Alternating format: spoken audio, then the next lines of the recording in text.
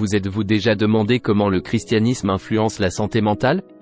De nos jours, la santé mentale est un sujet qui gagne l'attention qu'elle mérite, mais est souvent négligé dans le contexte de la foi et de la spiritualité.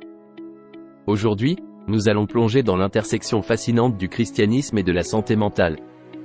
Le christianisme, une religion pratiquée depuis plus de 2000 ans, a une profonde connexion avec la santé mentale. Cette connexion est enracinée dans les enseignements fondamentaux de la foi, des enseignements d'amour, de compassion et de compréhension. Il s'agit de trouver la force dans les moments d'adversité et de chercher du réconfort dans les moments de désespoir. Mais comment le christianisme soutient-il concrètement la santé mentale?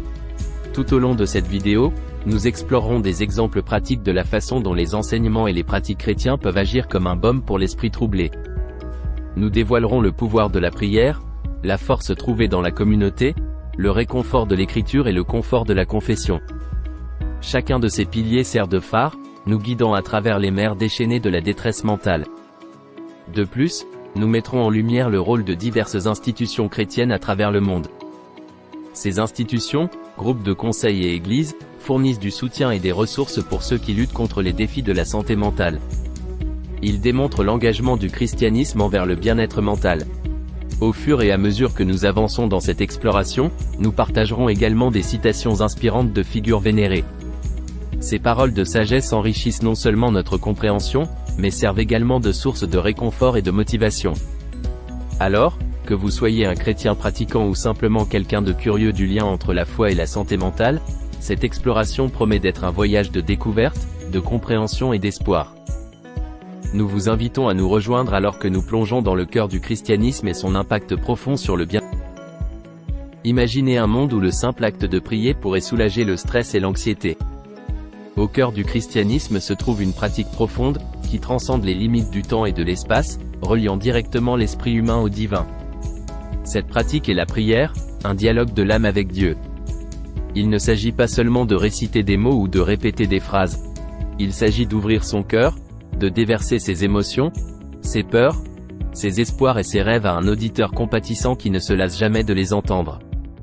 Quand les pressions de la vie s'accumulent, quand le monde semble accablant, où nous tournons-nous? Pour beaucoup, la réponse est la prière. C'est une oasis de calme dans la tempête de la vie, un refuge où nous pouvons trouver la paix et le réconfort. Dans le silence de la prière, nous pouvons entendre nos propres pensées, ressentir nos propres sentiments et affronter nos propres peurs. C'est un moment pour faire une pause, respirer, retrouver notre centre. Vous vous demandez peut-être, comment la prière aide-t-elle? Eh bien, avez-vous déjà ressenti un sentiment de calme vous envahir après avoir partagé vos fardeaux avec un ami de confiance? La prière fonctionne de la même manière. C'est une conversation avec un ami divin de confiance qui vous comprend comme aucun autre. Considérez ceci, pendant la prière, nous nous déchargeons, déposant nos angoisses et nos inquiétudes aux pieds de Dieu. Cet acte seul peut réduire considérablement les sentiments de stress et d'anxiété. Mais la prière va au-delà de la simple parole. Elle implique aussi l'écoute. Dans les moments calmes de la prière, nous trouvons souvent des éclairages, des réponses et un sentiment de renouveau. La prière est également un outil puissant pour cultiver la gratitude. En reconnaissant nos bénédictions, notre perspective passe de ce qui ne va pas à ce qui va bien, favorisant la positivité et la joie. Le célèbre auteur chrétien, C.S. Lewis, a dit un jour, « La prière ne change pas Dieu, elle me change ». La réponse à la solitude et à l'isolement pourrait-elle se trouver au sein de la communauté de l'Église? C'est une question qui mérite notre attention, et qui a résonné tout au long des âges. Le christianisme n'est pas un voyage solitaire. C'est une expérience partagée, un effort collectif, un pèlerinage entrepris en compagnie de croyants. La communauté de l'Église est une pierre angulaire de la vie chrétienne, un sanctuaire où la foi est nourrie et l'amour partagé. Les communautés d'Église sont plus que de simples rassemblements de personnes partageant les mêmes idées. Ce sont des réseaux de soutien, des filets de sécurité tissés de compassion et de compréhension. Ce sont des lieux où les fardeaux sont partagés et la joie est multipliée. Au sein de ces communautés, nous sommes rappelés que nous n'avons pas à affronter seuls les tempêtes de la vie. Les sentiments de solitude et d'isolement peuvent être accablants, nous laissant à la dérive dans une mer de désespoir. Pourtant, au cœur d'une communauté d'église, nous trouvons un ancrage. En tant que membres d'une communauté, nous sommes vus, entendus et valorisés. nos luttes sont reconnues et nos victoires célébrées. Et les avantages de ces communautés vont au-delà du spirituel. Des études ont montré que faire partie d'une communauté peut avoir un impact profondément positif sur la santé mentale. Cela peut réduire les sentiments de solitude et augmenter les sentiments d'estime de soi. Cela peut donner un sentiment de but et d'appartenance, favorisant la résilience face à l'adversité. Dans l'étreinte d'une communauté d'église, nous trouvons du réconfort et du soutien. Nous trouvons compréhension et acceptation. Nous trouvons une fraternité qui renforce notre foi et élève notre esprit. La communauté est une bouée de sauvetage, un phare d'espoir dans l'obscurité. C'est un rappel que nous ne sommes pas seuls dans notre voyage, que nous faisons partie de quelque chose de plus grand que nous-mêmes. C'est un témoignage de la puissance de l'unité, de la force de la solidarité, et du potentiel transformateur de l'amour. La communauté est plus qu'un concept. C'est un appel, un engagement à prendre soin les uns des autres, à nous soutenir mutuellement, à porter les fardeaux des autres et à partager leur joie.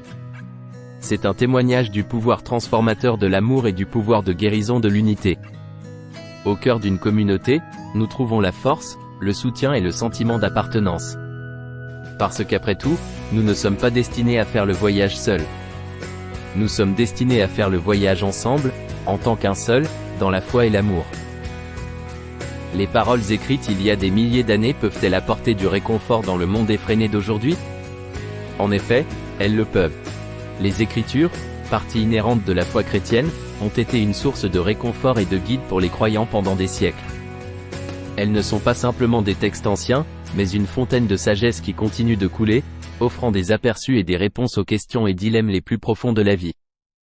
En période de détresse mentale, certains passages de la Bible peuvent servir de phare, éclairant notre chemin à travers le brouillard de l'incertitude et de l'anxiété. Prenons par exemple le livre des Psaumes, qui est rempli d'expressions de l'émotion humaine brute.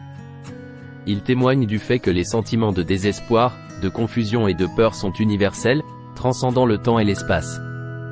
Un tel verset réconfortant est le psaume 34, verset 18, « L'Éternel est près de ceux qui ont le cœur brisé, et il sauve ceux qui ont l'esprit contrit. » Ce verset nous assure que même dans nos moments les plus sombres, nous ne sommes pas seuls.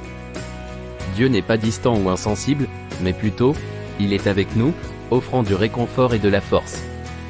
Un autre verset puissant est Philippiens 4, versets 6 à 7, où il est dit, « Ne vous inquiétez de rien, mais en toute chose, par la prière et la supplication, avec action de grâce, faites connaître vos demandes à Dieu.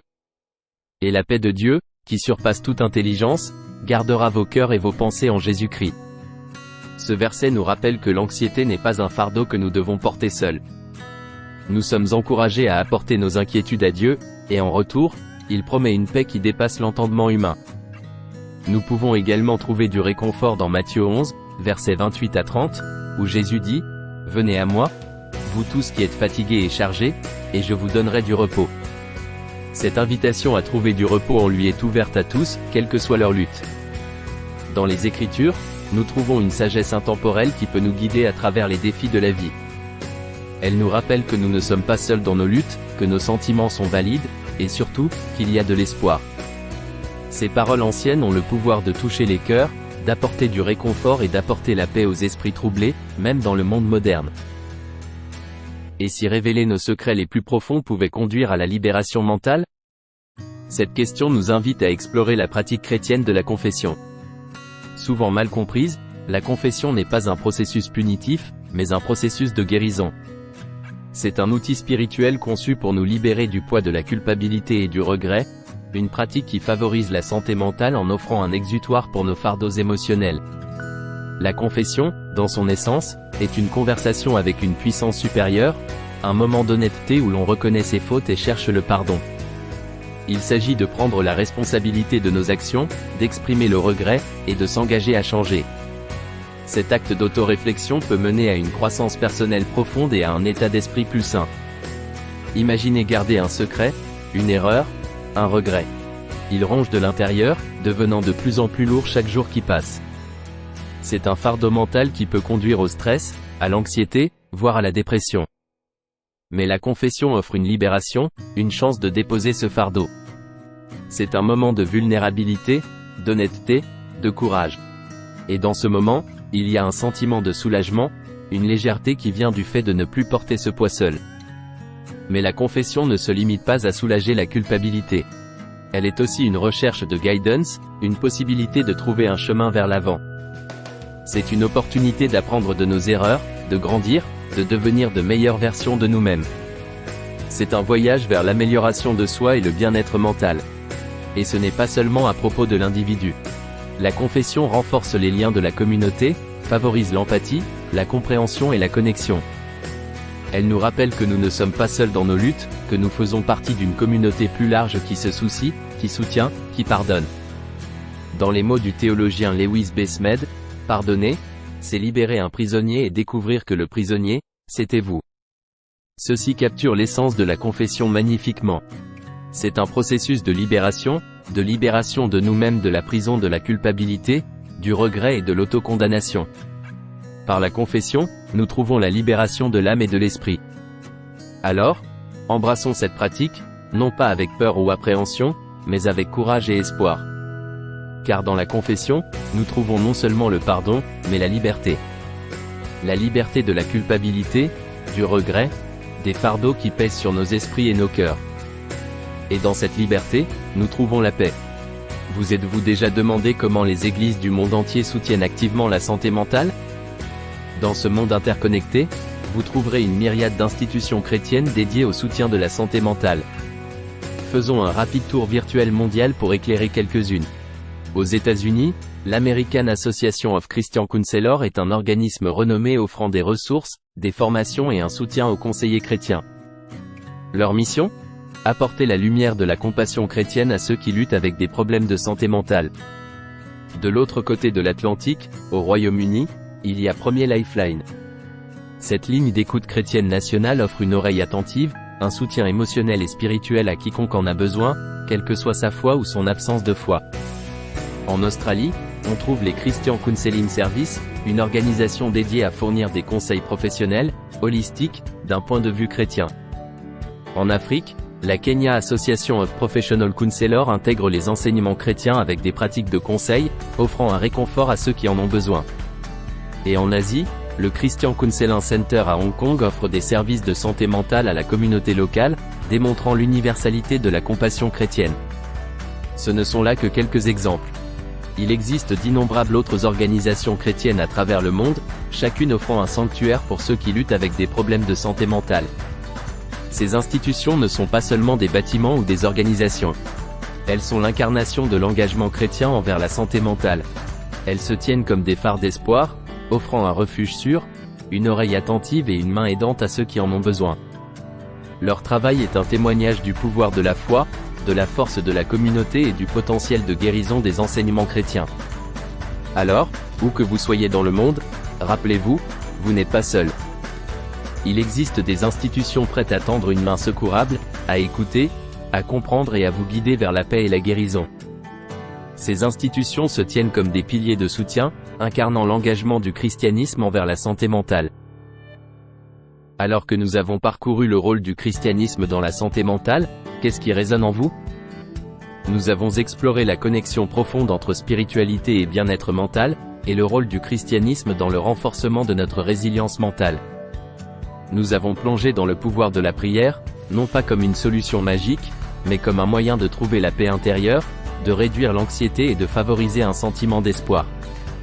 Nous avons vu comment la prière peut créer un effet apaisant, offrant un espace sûr pour l'introspection et la réflexion personnelle. Nous avons parlé de la force trouvée dans la communauté. L'Église, sous ses diverses formes dans le monde, offre un sentiment d'appartenance, un espace pour des expériences partagées et un soutien mutuel. Cette communauté, cette famille, est une source de force et de réconfort pour ceux qui luttent contre les défis de la santé mentale. Nous avons également discuté du réconfort de l'Écriture. La Bible, remplie de sagesse et de conseils, peut être une source de confort. Ces versets peuvent fournir de la force en temps de désespoir, et de l'espoir dans les moments de peur. Le réconfort dans la confession était un autre point que nous avons exploré. L'acte de confession, de partage de ses luttes, peurs et péchés, peut être une expérience cathartique, une étape vers la guérison et le bien-être mental. Enfin, nous avons souligné le rôle des diverses institutions de soutien. Les groupes de conseil, les églises et les institutions du monde entier qui offrent de l'aide, des conseils et des ressources pour ceux qui en ont besoin. Ils sont là pour nous rappeler que personne n'a à combattre ces batailles seul. Mais ce qu'il est important de se rappeler, c'est que si vous luttez, il est normal de chercher de l'aide. Faites appel à votre communauté, à une personne de confiance ou à un professionnel. Il est normal de s'appuyer sur sa foi, de trouver de la force et du réconfort dans ses croyances. Nous avons vu la résilience de l'esprit humain, la force de la foi et le pouvoir de la communauté. Nous avons vu que le christianisme, comme de nombreux chemins spirituels, offre des outils pour naviguer dans les défis de la vie, y compris ceux de la santé mentale. N'oubliez pas, vous n'êtes pas seul. Tendez la main, cherchez de l'aide et trouvez du réconfort dans la foi. Souvenez-vous, il est normal de ne pas être bien, et il est normal de demander de l'aide. Vous êtes aimé, vous avez de la valeur, et vous comptez. Continuons cette conversation. Continuons à briser le tabou autour de la santé mentale. Ensemble, nous pouvons faire une différence. Si cette exploration du christianisme et de la santé mentale vous a touché, il est temps de vous engager un peu plus que juste en regardant. Le pouvoir de ce message grandit lorsqu'il est partagé. Alors, si vous avez trouvé de la valeur dans notre voyage aujourd'hui, envisagez de le transmettre. Partagez-le avec vos amis, votre famille, ou toute personne que vous pensez apprécier ce message. Notre communauté prospère grâce à votre interaction. Cliquez sur le bouton « J'aime » si cette vidéo a résonné en vous, laissez un commentaire avec vos pensées, et n'oubliez pas de vous abonner à notre chaîne pour d'autres explorations profondes. Pour ceux d'entre vous qui désirent plus de connaissances, nous avons compilé une liste de best-sellers en anglais sur Amazon sur des sujets similaires. Vous trouverez ces perles dans la description ci-dessous ou dans la section des commentaires. N'oubliez pas, le voyage vers une meilleure santé mentale est un voyage partagé. Nous sommes tous des voyageurs sur ce chemin, aidant chacun en cours de route. Merci de nous avoir rejoints dans ce voyage. Au revoir et que Dieu vous bénisse.